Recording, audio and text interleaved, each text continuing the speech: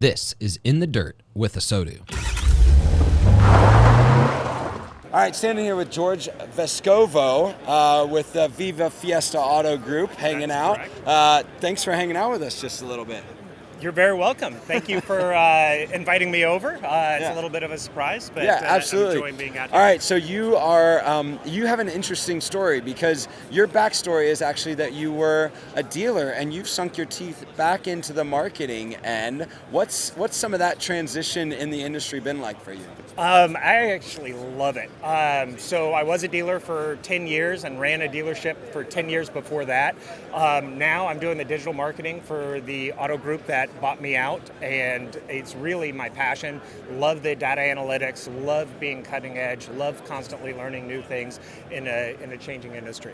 Very cool. So as you're looking into 2023, you and I have had a couple discussions about like just how you're looking at ads and looking at the content and looking at how the different platforms. What are you really trying to dial in as you go into 2023 for the auto group?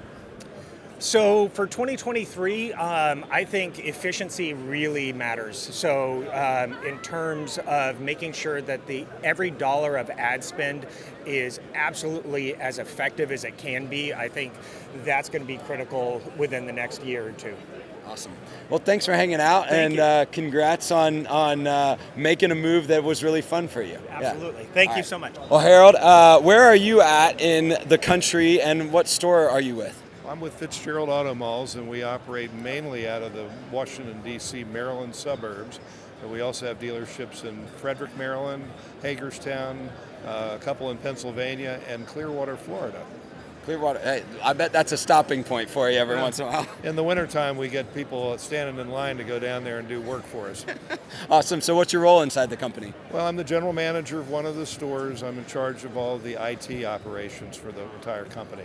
Wow, so general manager and IT, that's an interesting combination for sure. So as you're looking into 2023 and as you're even just looking at Q1 as an organization, what does it look like for you and what are you really honing in on and looking to do operationally? Well, we're functioning obviously like all dealers are on our used car operations, and we have very steep decline as a lot of dealers have experienced in inventory value for used cars. Yeah. So we're managing through that. At the same time, we're coming off of a year where vehicles sold for more at MSRP in our case, and in some cases, some dealers more than MSRP.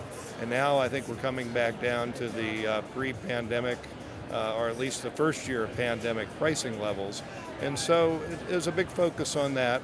Also, we have a lot of people in the industry, not just in our company, that have working in sales that have actually never seen what we might call a typical environment that would require selling. Yeah. So we are making sure our people are equipped for that challenge. I love to hear that. Yeah. What got you into the industry? Thinking back when you first started in the industry, what was it for you? Well, I've worked for Fitzgerald for 48 years. Wow. And so when I started, I was in high school and I was looking for a high school after-school job, and I went to the dealership and just fell in love with the business and the people and never left. Oh man, that's amazing to hear. Thanks for sharing a little of your story, and I wish you just an amazing year. Thanks for watching this episode of In the Dirt with ASOTU. If you're new to our channel, make sure and mash that like and subscribe button. Also, check out some of these links for our other great podcasts and content.